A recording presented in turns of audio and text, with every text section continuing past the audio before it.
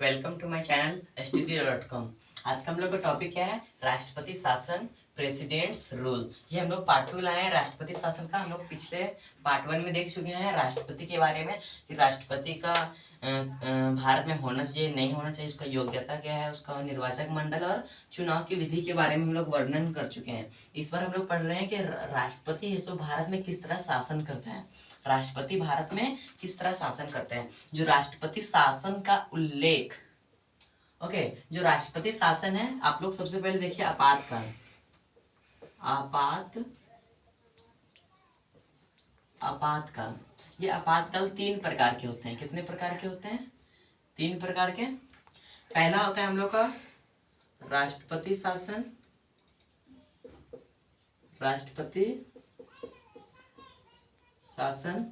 दूसरा होता है हम लोग का वित्तीय आपातकाल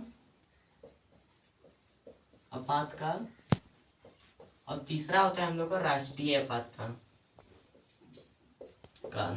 देखिए आपातकाल 3 प्रकार के। पहला राष्ट्रपति शासन, दूसरा वित्तीय आपातकाल को हम लोग राजकीय आपातकाल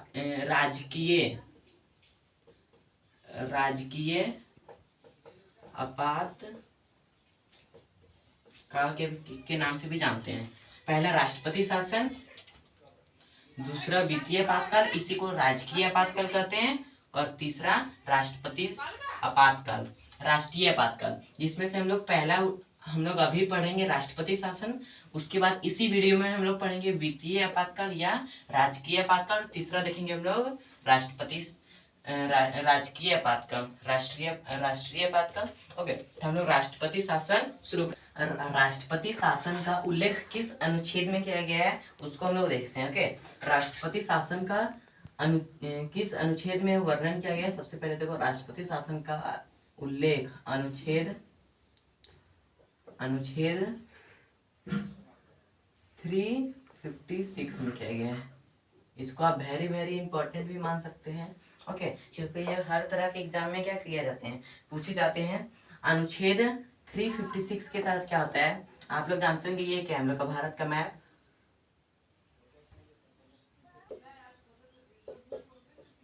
ओके, भारत में कुल कितने राज्य हैं? 28 राज्य हैं। अब 28 राज्य में क्या होते हैं? सीएम होते हैं। क्या होते हैं? सीएम होते हैं। ओके, और जब राष्ट्रपति शासन भारत में लागू होता है तब 356 के तहत क्या होता है वो समझो। पहले हम लोग देखते हैं कि राष्ट्रपति शासन लागू करने की क्या स्थिति होना चाहिए। पहले हम लोग वो देख लेते हैं कि राष्ट्रपति शासन लागू करने की क्या स्थिति होना चाहिए। राष्ट्रपति शासन का वर्णन अनुच्छेद 356 में किया गया है। अब राष्ट्रपति शासन लागू करने की क्या स्थिति होना चाहिए उसको सबसे पहले समझो। पहला स्थिति होना चाहिए, पहला स्थिति क्या होना चाहिए कि जो हम लोग का जो राज्य है उसका राजनीतिक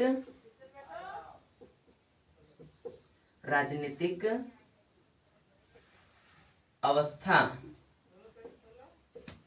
क्या होना चाहिए?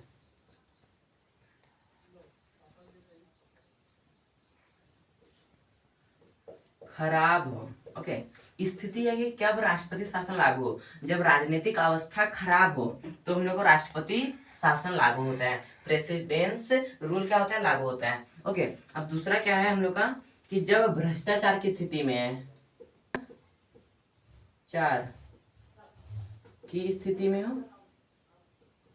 भ्रष्टाचार की स्थिति में हो तब क्या होता है हम लोग का देश में राष्ट्रपति शासन या प्रेसिडेंट्स रूल लागू होते हैं। पहला राजनीतिक शासन, राजनीतिक अवस्था यदि खराब हो जाए तो राष्ट्रपति शासन लागू होता है। दूसरा भ्रष्टाचार की स्थिति में आ जाए तो राष्ट्रपति शासन लागू होता है।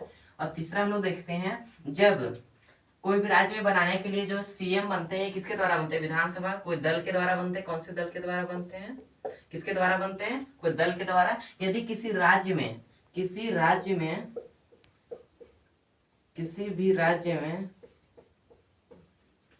में कोई दल, कोई भी हो सकता है, कोई दल सरकार बनाने की स्थिति में ना हो, ओके, तीसरा पॉइंट क्या कहता है, किसी भी राज्य में, कोई भी राज्य हो सकता है, यहाँ पे देखिए गुजरात है, इसके नीचे महाराष्ट्र है, फिर गोवा है, कर्नाटक है, केरल है, इसी तरह कुल 28 राज्य हैं और 28 राज्य में सीएम बनते हैं। यदि ये सीएम बनने की स्थिति ना हो, किसी भी देश में कोई भी दल सरकार बनाने की स्थिति में ना हो, किसमें ना हो, सरकार बनाने की स्थिति में ना हो, तो हम लोग का देश उस राज्य में राष्ट्रपति शासन लागू होता है। इसीलिए अनुच्छेद 356 में यह कहा गया है कि जो भारत के जो राज्य हैं जिसमें स्थिरता खराब हो जाती है, यदि राजनीतिक अवस्था खराब हो या भ्रष्टाचार की स्थिति में आ जाए या कोई भी दल सरकार बनाने की स्थिति में ना हो, तब अनुच्छेद 356 के तहत राष्ट्रपति किसी भी देश में शासन लागू कर सकते हैं। यही हम लोग का 356 कहता है, उसको हम लोग अभी राइट डाउन करते हैं। अनुच्छेद 356 के तहत क्या कहता है वो समझो। हाँ, आपको समझा चुके हैं। यदि किसी राज्य में अस्थिरता हो जाता है, देश में या राज्य में कहीं अस्थिरता हो जाता है, तो क्या होता है, भारत में राष्ट्रपति शासन या प्रेसिडेंट रूल लागू होता है। ओके, तो हम जो अनुच्छेद में बताया गया 356 के तहत क्या चीज का वर्णन किया गया, उसका हम लोग देखते हैं। क्या चीज का वर्णन किया गया है कि राष्ट्रपति अपना शासन किसी भी राज्य में लगा सकता है। कहाँ लगा सकता है, राज्य में लगा सकता है। यदि किस स्थिति में, यदि राज्य में अस्थिरता हो, मतलब अस्थिरता मतलब राजनीतिक अस्थिरता हो, भ्रष्टाचार की स्थिति हो, या भी कोई भी दल सरकार बनाने की स्थिति में ना हो, तो इस तरह से अस्थिरता हो और उस राज्य के जो अधिकार रहेंगे, जो उस समय उस राज्य के जो मंत्री परिषद रहेंगे, सपोज करो कि झारखंड में राष्ट्रपति शासन कुल 3 बार लागू हुआ है। झारखंड में कितनी बार राष्ट्रपति शासन लागू हुआ है, 3 बार राष्ट्रपति शासन लागू हुआ है। सपोज करो कि पहली बार राष्ट्रपति जब शासन लागू हुआ तो उस समय जितने भी संविधान सभा होंगे या उस ये विधान सभा होंगे या मंत्री परिषद होंगे, उसके अधिकार को उसके अधिकार को राष्ट्रपति अपने हाथों में लेकर के राष्ट्रपति शासन लागू करते हैं। समझ गए। अब हम लोग देखेंगे अनुच्छेद 55, राष्ट्रपति शासन में ही देखेंगे हम लोग अनुच्छेद 55। अनुच्छेद 356 के तहत एक और बातों का वर्णन किया गया है कि जब भारत में किसी भी राज्य में राष्ट्रपति शासन यदि लागू होता है, राष्ट्रपति शासन लागू होता है, किन स्थिति में लागू होता है, जब राजनीतिक अस्थिरता होता है, जब भ्रष्टाचार की स्थिति होता है राज्य में, या कोई भी दल सरकार बनाने की स्थिति में ना हो। जब ये सभी होता है, जब कोई भी राज्य में राष्ट्रपति शासन लागू होता है, कोई भी राज्य में राष्ट्रपति शासन लागू होता है, तो क्या करता है, जब राज्य में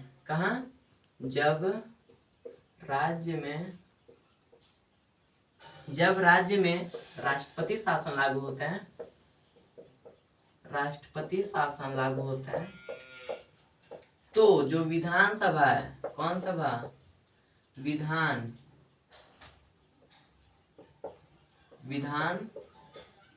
सभा के पास जो पावर होता है, जो शक्ति होता है, वो संसद के पास चला जाता है। हम इसके पहले बताए थे, जब राज्य में राष्ट्रपति शासन लागू होता है, तो विधानसभा के जो शक्ति होते हैं किसके पास चला जाता है, राष्ट्रपति के पास चला जाता है। और संसद 3 भाग में बटा है, ये आपको पता है। पहला लोकसभा, दूसरा राज्यसभा और तीसरा राष्ट्रपति। हो गया। तो शक्ति संसद में किसके पास चला जाता है, राष्ट्रपति के पास चला जाता है। अनुच्छेद 356 के तहत ये 2 बातों का वर्णन किया गया था। अब हम लोग देखते हैं अनुच्छेद 55। अब अनुच्छेद हम लोग 55 देखते हैं। कौन सा अनुच्छेद, अनुच्छेद 55। अब अनुच्छेद 55 के तहत क्या कहता है वो समझो। अनुच्छेद हम लोग 356 समझ गए। अब हम लोग देखेंगे 355 देखेंगे। कौन सा अनुच्छेद, 355। अब 355 के तहत निम्न बातों का वर्णन किया गया है। किसका, निम्न बातों का वर्णन है। अनुच्छेद 355 के तहत निम्न बातों का वर्णन किया गया है, जिसमें से पहला क्या है वो समझो। ओके, जैसे कि आपको फिर से सपोज करना कि ये व्हाट इज इट, ये क्या है हम लोग का, इन भारत है। क्या है हम लोग का, भारत। और भारत में कुल कितने राज्य हैं, 28 राज्य हैं और 28 राज्य में क्या होते हैं, सीएम होते हैं, मंत्री परिषद होता है, विधानसभा विधानमंडल होता है। और सपोज करना कि हम लोग का पड़ोसी देश कौन है, जो हम लोग का दुश्मन रहता है, कौन है यहाँ पे, PAK, पाकिस्तान है। और यहाँ पे कौन सा राज्य है, गुजरात। कौन सा राज्य है, गुजरात। और यहाँ कौन सा देश है, पाकिस्तान। अगर पाकिस्तान का मन किया कि नहीं हम गुजरात को जीतना चाहते हैं या हड़पना चाहते हैं, क्योंकि गुजरात से बहुत ज्यादा डिमांड में क्या होता है, यहाँ पे व्यापार होता है, वस्त्र का व्यापार होता है, इधर सी ट्रांसपोर्ट से भी क्या होता है, व्यापार होता है। इसलिए पाकिस्तान सोचा कि नहीं हमको इधर कश्मीर को नहीं, हमको अब गुजरात को लेना है। किसको लेना है, गुजरात को लेना है। तो ये क्या करेगा, गुजरात पे आक्रमण करेगा। तो गुजरात के जो सीएम होंगे या मंत्री परिषद होंगे, मंत्री परिषद होंगे, उसके पास इतना पावर नहीं रहेगा कि वो एक देश से लड़ सकता है, पाकिस्तान से वो लड़ सकता है। गुजरात के पास इतना पावर नहीं है। लेकिन हम भारतीय किसी से कम है क्या, हम लोग लड़ सकते हैं, लेकिन यह अधिकार हम लोग को नहीं दिया गया है। जो हम लोग का केंद्र, जो हम लोग का संघ सरकार होता है, कौन सा सरकार, संघ सरकार मीन्स केंद्र सरकार। केंद्र सरकार या संघ सरकार क्या करता है, किसी भी राज्य को, किसको, किसी भी राज्य को सुरक्षा प्रदान करता है। क्या करता है, सुरक्षा प्रदान करता है, सुरक्षा प्रदान करता है। किससे, जब बाह्य आक्रमण होता है तो, बाह्य आक्रमण हो तो। ओके, एक बार इसको हम फिर से बताते हैं कि हम लोग को इंडिया है, इंडिया मीन्स भारत, इसमें कुल 28 राज्य हैं, 28 राज्य में सीएम है। सपोज करो कि जो हम लोग का गुजरात है, कौन सा राज्य, गुजरात राज्य, जो पाकिस्तान है, जो पाक है, वो क्या करता है कि गुजरात को जीतना चाहता है युद्ध के द्वारा। ओके, तो गुजरात के में क्यों जीतना चाहेगा, क्योंकि वहाँ पे बहुत ज्यादा मात्रा में वस्त्र का व्यापार होता है, वस्त्र का निर्माण होता है, व्यापार किया जाता है। इसलिए वो सोचता है कि नहीं हम गुजरात को लेना चाहेंगे। तो यहाँ गुजरात के जो सीएम होंगे, मंत्री परिषद होंगे, उन लोग क्या करेंगे, जो इन लोग इसको क्या करेंगे, संघ सरकार या केंद्र सरकार से क्या करेंगे, ये संघ या केंद्र सरकार क्या करेंगे, ये गुजरात जो राज्य है इसको सुरक्षा प्रदान करेगा। जब बाह्य आक्रमण होगा किसी भी राज्य में, जरूरी नहीं गुजरात, यहाँ पे जम्मू एंड कश्मीर है, राजस्थान भी है, तो कोई भी राज्य में यदि बाह्य आक्रमण होता है तो भारत के जो संघ सरकार या केंद्र सरकार, कोई भी राज्य की बात की जाए, जो संघ सरकार या केंद्र सरकार है, वो राज्य की क्या करेंगे, सुरक्षा प्रदान करते हैं। ओके, जब बाह्य आक्रमण होता है, केवल बाह्य, ये पहला पॉइंट हो गया हम लोग का कि संघ सरकार या केंद्र सरकार राज्य की सुरक्षा प्रदान करते हैं जब बाह्य आक्रमण होता है तो। अब हम लोग देखते हैं इसका दूसरा पॉइंट क्या है कि जब संघ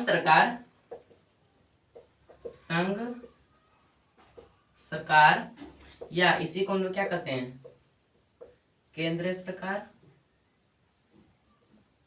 क्या कहते हैं, केंद्र सरकार क्या करता है, राज्य की सुरक्षा करता है। ओके, कौन राज्य की सुरक्षा करता है, ओके, क्या करता है, राज्य की सुरक्षा करता है, सुरक्षा करता है। ओके, यहाँ पे बाह्य आक्रमण हो रहा था, तो यदि अंदर ही अंदर को देश युद्ध करने लगे, मान लो यहाँ पे ये झारखंड है, झारखंड कब बना आपको पता होना चाहिए। मान लेना ये क्या है, हम लोग का पूरा पूरा बिहार है, क्या है, ये पूरा क्या है, बिहार है। ओके, बिहार से 2000 में, कब, 15 नवंबर 2000 में क्या हुआ, बिहार से हम लोग का झारखंड अलग हो गया। क्या हुआ, 15 नवंबर 2000 को बिहार से झारखंड क्या हुआ, अलग हुआ। तो बिहार से क्या हुआ, जब झारखंड अलग हुआ तो इस समय क्या हुआ, दोनों राज्य में यदि अस्थिरता हो जाता है, राजनीतिक अस्थिरता हो जाता है, यदि भ्रष्टाचार होता है, यदि कोई दल फिर बाद में दल बनाने की स्थिति ना हो, तब राष्ट्रपति शासन लागू होता है। ओके, या तो राज्य आपस में झगड़ा करने लगे, क्या करने लगे, आपस में झगड़ा करने लगे या युद्ध करने लगे। ओके, युद्ध करने लगे, है ना, तो दोनों देश का जो सीएम है वो क्या चाहेगा कि हमारा राज्य जीतना चाहिए, तो दोनों भिड़कर क्या करेगा, पूरे युद्ध करेगा। तो जो राष्ट्रपति शासन है वो क्या करेगा, इसको रोकेगा। तो अब इस दोनों राज्य में क्या होगा, राष्ट्रपति शासन लागू किया जाएगा। अब जब राष्ट्रपति शासन लागू किया जाएगा किसके द्वारा, जब केंद्र सरकार या संघ सरकार या केंद्र सरकार कहेगा तब। तो ये क्या करता है, हम लोग को आंतरिक सुरक्षा भी प्रदान करता है, आंतरिक सुरक्षा प्रदान करता है। केवल केवल बाहर से, बाहरी आक्रमण से नहीं, आंतरिक आक्रमण भी होता है। तो भी हम लोग का जो राष्ट्रपति शासन क्या करता है, वो दोनों राज्य में क्या करेगा, राष्ट्रपति शासन लागू करेगा, प्रेसिडेंट्स रूल लागू करेगा। ये चीज का वर्णन कौन से अनुच्छेद में किया गया है, अनुच्छेद 355 में किया गया है। अब हम लोग देखेंगे राष्ट्रपति शासन, अब हम लोग का इस तरह कंप्लीट होता है। अब हम लोग देखेंगे दूसरा, वित्तीय आपातकाल। अब वित्तीय आपातकाल थोड़ा सा इंट्रोडक्शन समझ लेते हैं, वित्तीय आपातकाल क्या होता है। ओके, तो वित्तीय आपातकाल क्या होता है उसके लिए हम लोग देखते आते हैं। पार्ट 2 में हम लोग देख रहे हैं वित्तीय आपातकाल। पहले हम लोग देख चुके हैं राष्ट्रपति शासन, राष्ट्रपति का शासन का उल्लेख अनुच्छेद 356 में किया गया था, और उसके अंतर्गत 355 भी पढ़ लेते हैं। ओके, अब हम लोग देखेंगे वित्तीय आपातकाल। वित्तीय आपातकाल का मतलब समझो, वित्तीय आपातकाल का मतलब क्या होता है, पैसों की कमी होना, पैसों की कमी होना। ओके ओके, वित्तीय आपातकाल का मतलब क्या होता है, यही पैसों की कमी होना। क्या होता है, पैसों की कमी होना। और भारत में सबसे पहले पैसों की कमी कब हुआ था, भारत में कब हुआ था, 1991 ईस्वी को भारत में वित्तीय आपातकाल लागू हुआ था। कौन सा आपातकाल लागू हुआ था, वित्तीय आपातकाल लागू हुआ था। और जब भारत में सबसे पहले 1991 में वित्तीय आपातकाल लागू हुआ, तो उस समय के जो पीएम थे वो कौन थे, पीएम कौन थे, पीएम कौन थे उस समय के पीएम, उस समय के पीएम थे हम लोग का पीवी नरसिम्हा राव, पीवी नरसिम्हा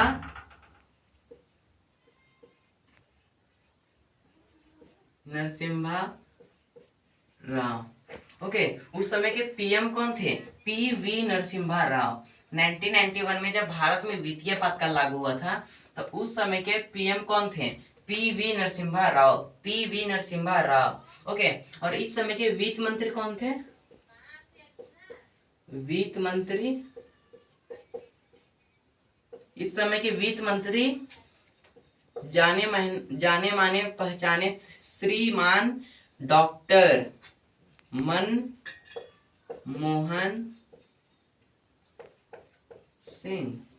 ये हम लोग को जो डॉक्टर मनमोहन सिंह है, ये भारत के पीएम भी रह चुके हैं। कौन, भारत के पीएम भी रह चुके हैं। कब से कब तक रह चुके हैं, 2004 से 2014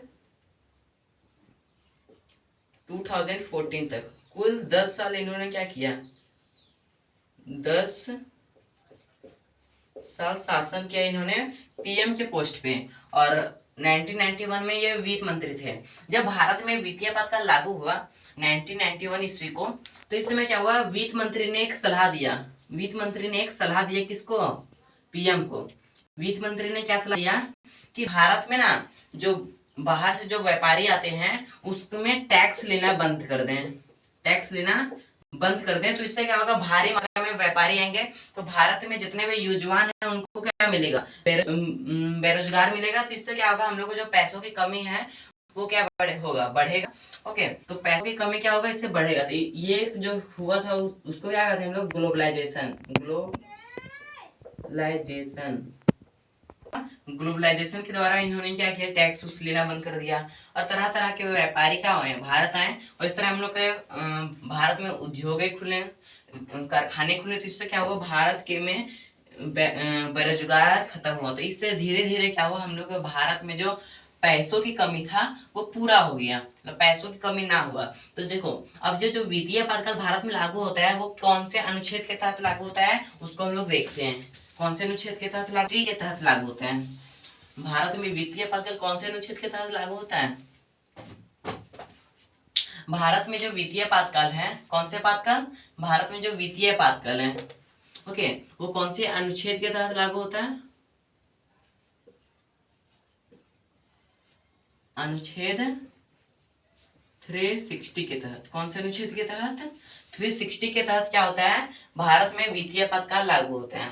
ओके, तो हम लोग यहाँ पे लिख देते हैं, भारत में वित्तीय आपातकाल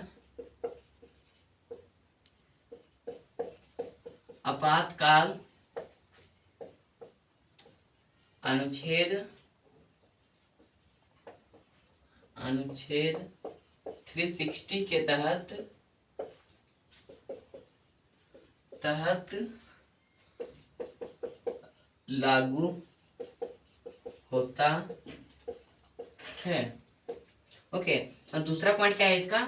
जब राष्ट्रपति को संभावना होता है कि नहीं भारत में वित्तीय आपातकाल लागू हो गया, तो वो क्या करता है कि भारत को वित्तीय आपातकाल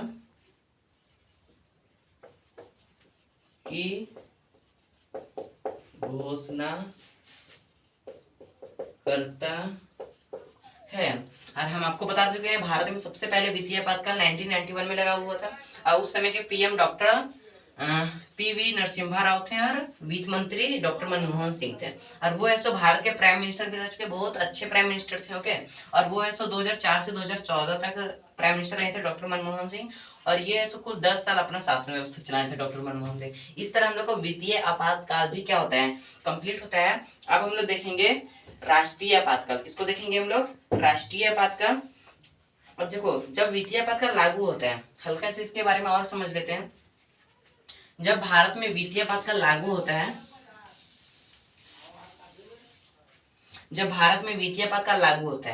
तो पैसा की कमी होता है। क्या होता है? पैसों की कमी होता है। तो पैसों की कमी ना हो और पैसा बचाने के लिए निम्न योजनाओं को लागू किया जाता है। सबसे पहले जितने भी अधिकारी होते हैं,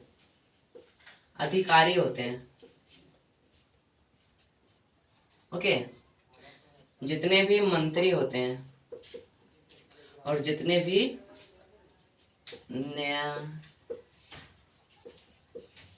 न्यायाधीश होते हैं। अधिकारी मतलब हो सकते हैं हम लोग का ऑफिसर, मंत्री मतलब मिनिस्टर, और न्यायाधीश मतलब होते हैं जज। ये तीनों को क्या कर दिया जाता है? जो वेतन मिलता है उसको कम कर दिया जाता है, कम कर दिया जाता है। ओके, जितने भी अधिकारी होते हैं भारत में एक अधिकारी नहीं कि 2 लाख रुपया है उस अधिकारी का वेतन, तब 1 लाख बचा के क्या करेगा? ओके, इस तरह हमारे देश में लाखों ऑफिसर्स होते हैं, लाखों अधिकारी होते हैं, मंत्री भी होते हैं, जजेस भी होते हैं, तो सबका वेतन कर दिया जाता है। तो इससे क्या हो सकता है, जो भारत का जो पैसों की कमी है वो ठीक हो जाए, कम कर दिया जाता है। ओके, अब हम लोग देखेंगे जो राष्ट्रपति है। ओके, क्या है? जो राष्ट्रपति है, अब देखते हैं हम लोग राष्ट्रपति की।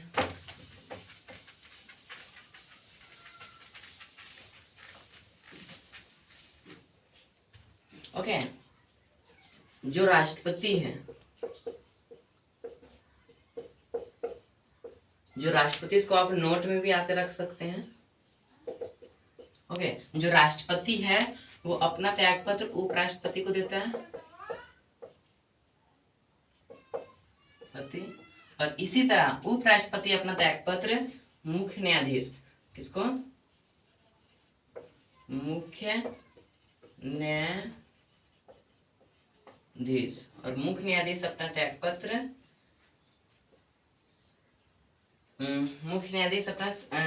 किसको देगा? वरिष्ठ न्यायाधीश को।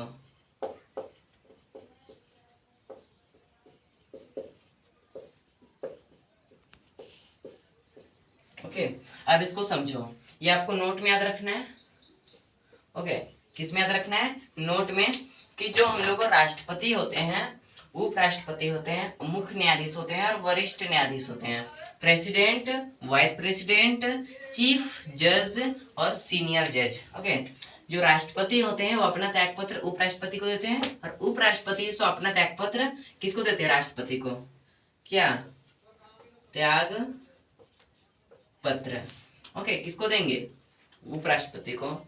राष्ट्रपति उपराष्ट्रपति को, उपराष्ट्रपति राष्ट्रपति को। यदि मुख्य न्यायाधीश, आप लोग देखे होंगे जो हम लोग जो कोर्ट के बारे में पढ़ते हैं, कोर्ट होते हैं वो 3 प्रकार के होते हैं।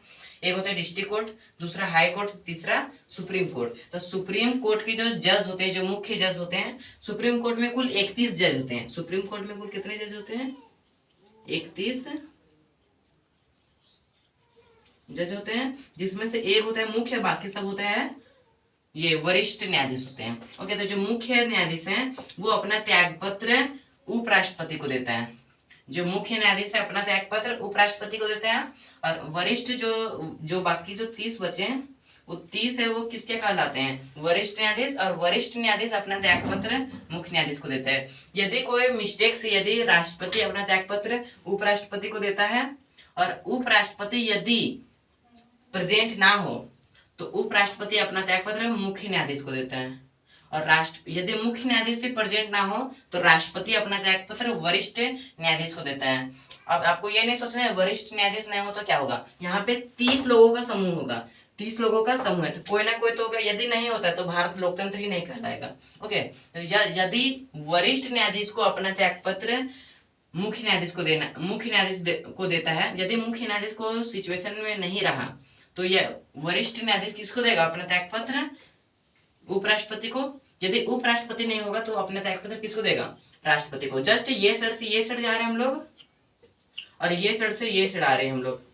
ओके, यही आपको फंडा को याद रखना है, बस आपको ये नोट कंप्लीट होता है। ओके, अब हम लोग देखेंगे राष्ट्रीय आपातकाल के बारे में। किसके बारे में? राष्ट्रीय आपातकाल के बारे में। राष्ट्रीय आपातकाल। अब हम लोग का अगला टॉपिक क्या है? राष्ट्रीय आपातकाल। इससे पहले हम लोग पढ़ चुके हैं राष्ट्रपति शासन और वित्तीय आपातकाल के बारे में और अब हम लोग स्टार्ट करने जा रहे हैं राष्ट्रीय आपातकाल। अब ये राष्ट्रीय आपातकाल क्या होता है? पूरे देश में ये लागू होता है। जो राष्ट्रीय आपातकाल है सो पूरे देश में लागू होता है। क्या? राष्ट्रीय आपातकाल। राष्ट्रीय आपातकाल लागू करने की क्या स्थिति होती है वो पहले समझते हैं। राष्ट्रीय आपातकाल लागू करने के क्या सिचुएशन होते हैं, क्या स्थिति होता है? इसके मुख्यतः 3 स्थिति है। कितनी स्थिति है? 3 स्थिति है। कितने? 3। पहला स्थिति यदि बाह्य देश आक्रमण करे, यदि बाह्य देश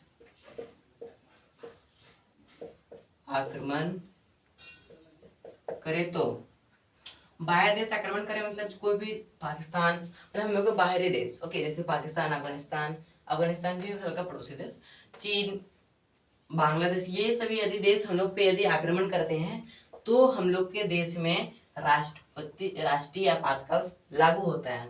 ओके, पहला स्थिति ये समझ गया कि भारत में यदि आक्रमण होता है, बाह्य देश यदि आक्रमण करता है तो राष्ट्रीय आपातकाल लागू होता है। अब दूसरा स्थिति क्या है? यदि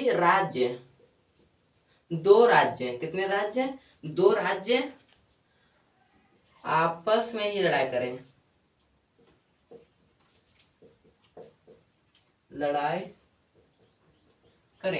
यदि एक राज्य ये दूसरा राज्य आपस में क्या करें? लड़ाई करें तो भी हम लोग का राष्ट्रीय आपातकाल लागू होता है। और तीसरा क्या है कि यदि भारत किसी दूसरे देश के साथ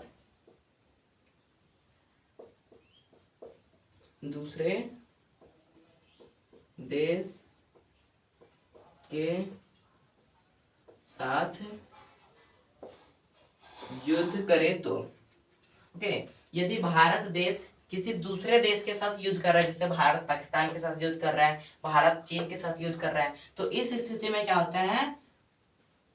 तीसरा बार राष्ट्रीय आपातकाल लागू होते हैं। ओके, पहला स्थिति बाह्य देश आक्रमण करे तो, दूसरा स्थिति जब राज्य आपस में लड़ाई करे तो, और तीसरा स्थिति यदि भारत देश किसी दूसरे देश के साथ युद्ध करे या लड़ाई करे तो उस समय राष्ट्रीय आपातकाल लागू होता है। और इसी तरह भारत में कुल 3 बार राष्ट्रीय आपातकाल लागू होता है। अब हम लोग सबको नोट में भी पढ़ेंगे राष्ट्रपति शासन क्या होता है। देखे थे हम लोग उस समय राष्ट्रपति शासन में क्या देखे हैं कि जो राष्ट्रपति शासन में क्या होता है, जो हम लोग को राष्ट्रपति शासन क्या करता है, किसी भी देश में उस देश के शक्तियों को अपने हाथों में लेकर के राष्ट्रपति शासन लागू होता है। तो वो कौन कौन से स्थिति में होता है वो हम लोग जान जाते हैं। राजनीतिक अस्थिरता, भ्रष्टाचार और कोई भी सरकार यदि दल सरकार बनाने की स्थिति में ना हो तो, इन सारे स्थिति में अब ये तीनों का नोट्स राष्ट्रपति शासन, वित्तीय आपातकाल और राष्ट्रीय आपातकाल, तीनों का भी हम लोग क्या देखेंगे, नोट देखेंगे जो आपके के लिए बहुत इंपॉर्टेंट होने वाला है। कोई भी एग्जाम के लिए, या तो कॉम्पिटिटिव या तो आप नॉर्मल एग्जाम या जीके क्यूज के लिए भी इंपॉर्टेंट है। ओके, इस सभी का नोट्स लिखेंगे जो इंपॉर्टेंट है, इसको हम लोग VI कर सकते हैं। Okay, very important. ओके, सबसे ज्यादा राष्ट्रपति शासन किस राज्य में लगा है? यूपी में लगा है। किस राज्य में? यूपी में। कुल 10 बार लगा है राष्ट्रपति शासन। इसी तरह मणिपुर में भी राष्ट्रपति शासन 10 बार लागू हुआ है। लेकिन यूपी को सबसे ज्यादा क्यों मानते हैं वो समझो। जब मणिपुर केंद्र शासित प्रदेश था और जब राज्य बना तब जोड़ करके यहाँ पे 10 बार हुआ है। केंद्र शासित प्रदेश से यूनियन टेरिटरीज था तब ये 3 बार लागू हुआ था राष्ट्रपति शासन, और जब स्टेट बना तब यहाँ पे 7 बार लागू हुआ राष्ट्रपति। इसलिए इसको हम लोग ज्यादा में नहीं गिनते हैं। इसलिए सबसे ज्यादा राष्ट्रपति शासन यूपी में 10 बार हुआ है और मणिपुर में भी राष्ट्रपति शासन 10 बार लागू हुआ, लेकिन 3 बार जब यूनियन टेरिटरीज था तब, और 7 बार कब जब वो स्टेट था तब। ओके, समझ गए, ये दोनों क्लियर हो गया। अब तीसरा हम लोग को झारखंड में राष्ट्रपति शासन कितने बार लागू हुआ है? झारखंड में राष्ट्रपति शासन कुल 3 बार लागू हुआ है। झारखंड में राष्ट्रपति शासन कुल 3 बार लागू हुआ है, और ये भी हम लोग को कंप्लीट हुआ। और चौथा है सर्वाधिक समय तक राष्ट्रपति शासन किस राज्य में लागू है? सर्वाधिक समय तक राष्ट्रपति शासन पंजाब राज्य में लगा हुआ है और कुल 11 वर्ष लगा है। कुल कभी 1952 से इतना देर तक 5 साल लगा है, सबसे ज्यादा समय तक 5 वर्ष लगा है, और कुल मिलाकर के 11 वर्ष हुआ है। ओके, पंजाब में सबसे ज्यादा राष्ट्रपति शासन लागू हुआ है, कुल 11 वर्ष। ओके, और लगातार 5 वर्ष हुआ है एक बार। ओके, और ये भी हम लोग का टॉपिक कंप्लीट हुआ। और अगला है सबसे पहले राष्ट्रपति शासन कहाँ लगा? सबसे पहले राष्ट्रपति शासन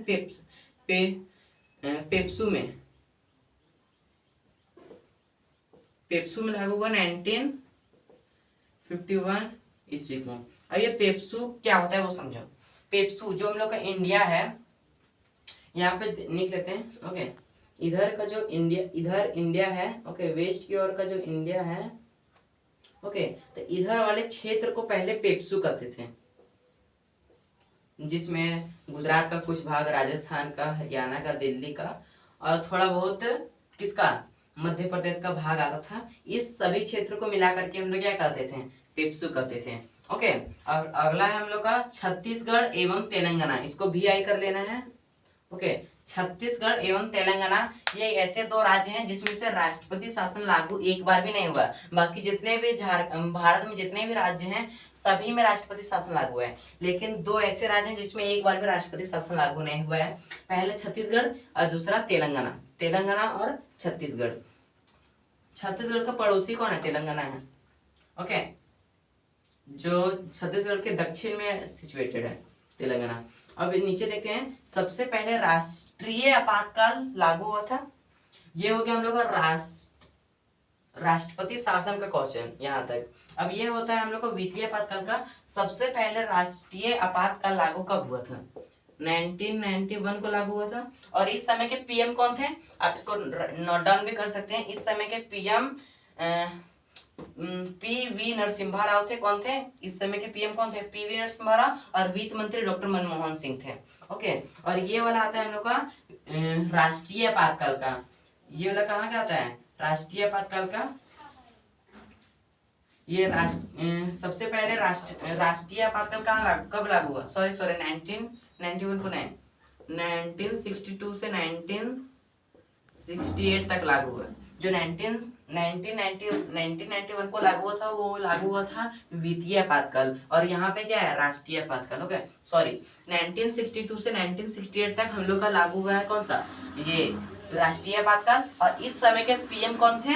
इस समय के पीएम पंडित जवाहरलाल नेहरू थे। कौन थे? पंडित जवाहरलाल नेहरू। ओके। और इस समय के राष्ट्रपति कौन थे? डॉक्टर सर्वपल्ली राधाकृष्णन। इस समय के पीएम और प्रेसिडेंट, पीएम थे यहाँ के पंडित जवाहरलाल नेहरू और राष्ट्रपति कौन थे?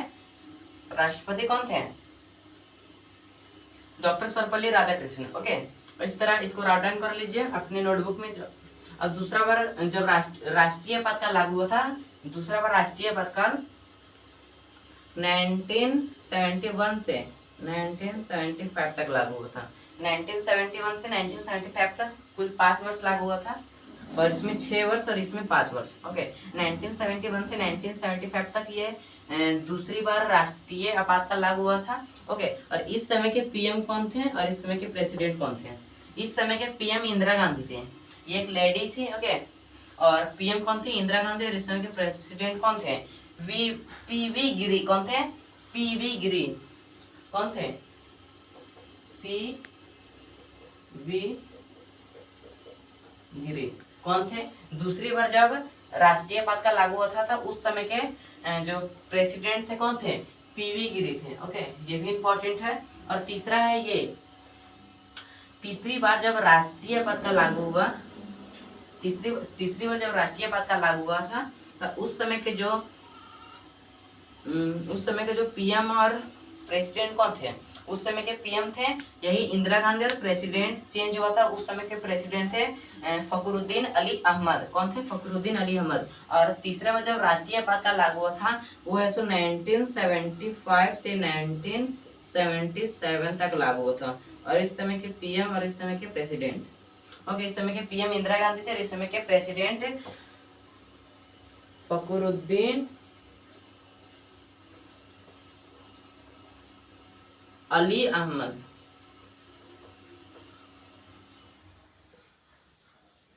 फखरुद्दीन अली अहमद कौन थे? तीसरे समय के जो प्रेसिडेंट थे वो थे फखरुद्दीन अली अहमद। ये सारे नोट्स क्या हो गया, हम लोग को कंप्लीट हो गया। इसके अलावा हम आपको एक बात बताना चाहते थे। ओके, कि जब राष्ट्रीय आपातकाल भारत में लागू होता है तो उस समय में जितने भी हम लोग आपको पहले बता चुके हैं पहले के वीडियो में, मूल अधिकार कुल कितने होते हैं? 6 होते हैं अभी, और मूल संविधान में कुल 7 होते थे। अभी आधुनिक संविधान में कुल 6 होते हैं, और 6 का वर्णन अनुच्छेद 14 से अनुच्छेद 35 तक किया गया। मूल अधिकार, जब भारत में राष्ट्रीय आपातकाल लागू होता है तो उस समय मूल अधिकार को छीन लिया जाता है। ये अनुच्छेद बहुत इंपॉर्टेंट है। जब भारत में राष्ट्रीय आपातकाल लागू होता है तो उस समय क्या होता है? मूल अधिकार को छीन लिया जाता है। और वो अनुच्छेद कौन सा है? 359। कौन सा अनुच्छेद है? 359। ये अनुच्छेद आपको याद रखना है, बहुत इंपॉर्टेंट है। ओके, 359। ओके, इस समय क्या होता था? और दो अनुच्छेद है ना, 12 से 35 अनुच्छेद तक में बताया गया था। 20 और 21 को नहीं छीना जाता है, बाकी जितने भी मूल अधिकार है सबको छीन लिया जाता है। 20 और 21 अनुच्छेद को नहीं छीना जाता है। Okay, thanks for looking my video, please like and subscribe it.